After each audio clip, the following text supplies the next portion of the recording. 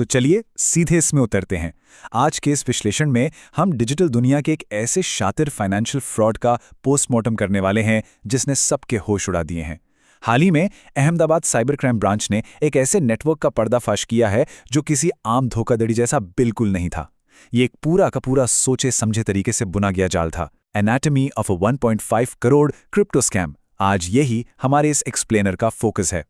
हम बारीकी से देखेंगे कि कैसे भोले भाले लोगों को एक ऐसी दुनिया का सपना दिखाया गया जो असल में एग्जिस्ट ही नहीं करती थी। 1.5 करोड़ रुपए। सोचिए, ये कोई छोटी मोटी रकम नहीं है ना। जब हम इतने बड़े आंकड़े को देखते हैं तो तुरंत समझ में आ जाता है कि इस फ्रॉड का स्केल कितना मैसिव था। स्टेक्स सच में बहुत हाई थे। ये नेटवर्क इतना डीप और सिस्टमैटिक था कि पलक झपकते ही लाखों करोड़ों रुपए इन धोखेबाजों के अकाउंट से ऐसे फ्लो हो रहे थे जैसे पानी। लेकिन रुकिए, कहानी यहां खत्म नहीं होती। 41, जी हां 41, ये नंबर दर्शाता है इस धोखाधड़ी की असली रीच। जिन बैंक अकाउंट्स का इस्तेमाल इस 1.5 करोड़ रुपए को यहां से वहां घुमाने के लिए किया गया ना, बिल्कुल वही सेम अकाउंट्स देश भर में 41 अलग अलग साइबर फ्रॉड कंप्लेंट से जुड़े हुए निकले। यानी ये लोग किसी एक शहर या एक इंसान तक सीमित नहीं थे। ये एक बड़ा पैन इंडिया ऑपरेशन था जो तेजी से आग की तरह फैल रहा था। तो आज के इस विश्लेषण में हम इस पूरे स्कैम को सिस्टमैटिकली डिसमेंटल करेंगे। पहला, द मल्टी स्टेट स्कैम। दूसरा, द डिजिटल बेट। तीसरा, द फेक क्रिप्टो इल्यूजन। चौथा, हाइडिंग इन शेल अकाउंट्स। और आखिरी, द दुबई कनेक्शन। ओके, तो शुरुआत करते हैं अपने पहले फेज से, द मल्टी स्टेट स्कैम। देखते हैं कि ये ऑपरेशन कितना फैला हुआ था और जो ताज़ा गिरफ्तारियां हुई हैं वो क्या कहती हैं। आप देखिए, भले ही इस मामले में अहमदाबाद, सुरेंद्रनगर और दिल्ली से टोटल 6 लोग गिरफ्तार हुए हैं, लेकिन जरा इस एक आंकड़े पर गौर कीजिए। एक अकेले लोकल निवासी ने लगभग 58 लाख रुपए गवा दिए। 57,90,000 टू बी एग्जैक्ट। 1.5 करोड़ का टोटल फ्रॉड सुनने में एक बड़ा स्टैटिस्टिक लग सकता है, लेकिन जब हम इस 85 लाख के पर्सनल नुकसान को देखते हैं तो रियलाइज होता है कि किसी की पूरी जिंदगी भर की मेहनत की कमाई पल भर में छीन ली गई। ये सच में दिल दहलाने वाला है। अब आते हैं अपने दूसरे हिस्से पर, द डिजिटल बेट, यानी शिकार को फंसाना। और सच कहूं तो इस पाठ का तरीका आपको सच में हैरान कर देगा। हम सब अक्सर सोचते हैं ना कि साइबर क्राइम मतलब कोई कॉम्प्लेक्स कोडिंग, डार्क वेब या हाईटेक हैकिंग होगी, लेकिन यहां रियलिटी बिल्कुल अलग और एकदम सिंपल थी। ये फ्रॉड बिल्कुल लो टेक और आम तरीकों से शुरू हुआ। सबसे पहला कदम, फेसबुक। जी हां, बस सोशल मीडिया पर दोस्ती की गई, विश्वास जीता गया। एक बार ट्रस्ट बन गया तो दूसरे कदम में सामने वाले को एक मोबाइल ऐप डाउनलोड करने के लिए मनाया गया, जिसका नाम इन्होंने रखा था CBOE US। और तीसरा कदम, उस ऐप के जरिए सिंपली कैश डिपॉजिट करने के निर्देश दिए गए। मतलब कोई हैकिंग नहीं, सिर्फ सिंपल सोशल इंजीनियरिंग का खेल। चलिए आगे बढ़ते तीसरे हिस्से की तरफ, द फेक क्रिप्टो इल्यूजन। यहां से इस स्कैम में एक हाईटेक मुखौटा पहनाया गया। तो इनका वादा क्या था?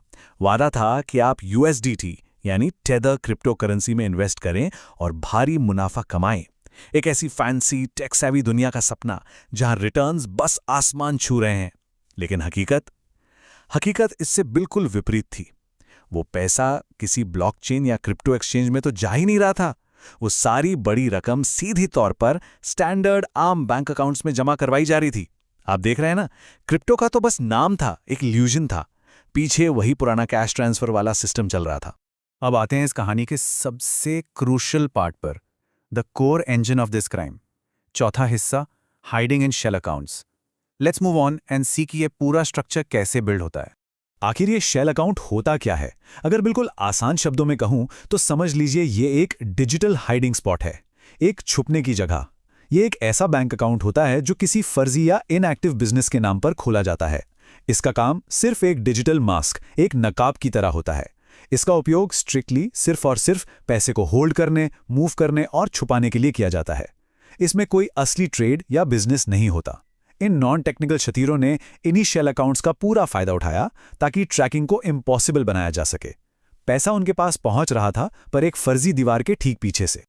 और इसका सबसे बड़ा एग्जाम्पल देखना है तो इस फर्जी नाम पर गौर कीजिए, CRYSTAL interior designers private limited. अब आप खुद सोचिए इसमें कितनी गहरी आयरनी छुपी है। वादा हो रहा था हाईटेक USDT क्रिप्टो इन्वेस्टमेंट्स का, लेकिन जो लाखों रुपए थे वो एक इंटीरियर डिजाइन कंपनी के बैंक अकाउंट में प्रोसेस हो रहे थे। एक आम इंसान शायद सपने में भी ना सोचे कि एक इंटीरियर डिजाइनर क्रिप्टो करेंसी क्यों और कैसे बेचेगा। यही तो इन शेल अकाउंट्स का सबसे शातिर धोखा होता है। बोर्ड किसी और चीज का और दुकान के अंदर काम कुछ और ये ब्रिलियंटली इलस्ट्रेट करता है कि इनका नेटवर्क कितना वेल ऑर्गेनाइज था। ये लोग कम से कम 5 primary bank account smoothly manage कर रहे थे, हैवी ड्यूटी थे। बंधन bank, IndusInd bank, ICICI bank और येस बैंक जैसे बड़े जाने माने बैंक्स इनके लिस्ट में थे। और जरा इनके लोकेशंस देखिए, अहमदाबाद, सुरेंद्रनगर और दिल्ली। अलग अलग राज्य, अलग अलग लोग, इन सारी जगहों पर इनके एजेंट्स बैठे थे जो अकाउंट्स खोल रहे थे और पूरी तरह से कोऑर्डिनेटेड थे।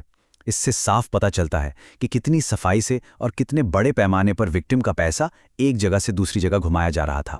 आखिर में हम पहुंचते हैं इस पजल के आखिरी और सबसे अहम हिस्से पर, द दुबई कनेक्शन, जो इस पूरे ऑपरेशन का अल्टीमेट डेस्टिनेशन था। सबसे बड़ी सच्चाई ये है कि इस पूरे नेटवर्क का जो मास्टरमाइंड है ना, मयूर सवालिया, वो अभी भी फरार है और मजे से दुबई से ऑपरेट कर रहा है। देखिए, टेक्निकल सर्वेलेंस और ह्यूमन इंटेलिजेंस का यूज करके हमारी एजेंसीज ने 6 लोकल ऑपरेटर्स को तो धर दबोचा, लेकिन नेटवर्क का सबसे ऊंचा हिस्सा, वो शातिर दिमाग जो इस सभी को डायरेक्ट कर रहा था, वो स्थानीय कानून और लोकल जुरिस्डिक्शन की बाउंड्री से बाहर एक सुरक्षित जगह पर बैठा है। ये बॉर्डरलेस फाइनेंशियल क्राइम की सबसे कड़वी सच्चाई है। छोटे मोहरे पकड़े जाते हैं, पर किंगपिन अक्सर समुंदर पार सेफ बैठा होता है। इस एक्सप्लेनर को रैप अप करते हुए हमारे सामने एक बहुत ही बड़ा और चुभने वाला सवाल खड़ा होता है। स्थानीय पुलिस या एजेंसीज इन अंतर्राष्ट्रीय साइबर सिंडिकेट से इफेक्टिवली कैसे निपट सकती हैं, जब मास्टरमाइंड दुनिया के दूसरे कोने में बिल्कुल सुरक्षित बैठे हों? आप खुद सोचिए, स्कैम शुरू होता है अहमदाबाद में, अकाउंट्स हैंडल होते हैं दिल्ली में और इन सब का रिमोट कंट्रोल होता है दुबई में। ये लॉ एनफोर्समेंट एजेंसीज के सामने आज की डेट में एक बहुत बड़ी और लगातार चलने वाली चुनौती है। और सच कहूं तो इससे बचने का सबसे बड़ा हथियार सिर्फ और सिर्फ हमारी अपनी जागरूकता है। सोचने वाली बात है ना।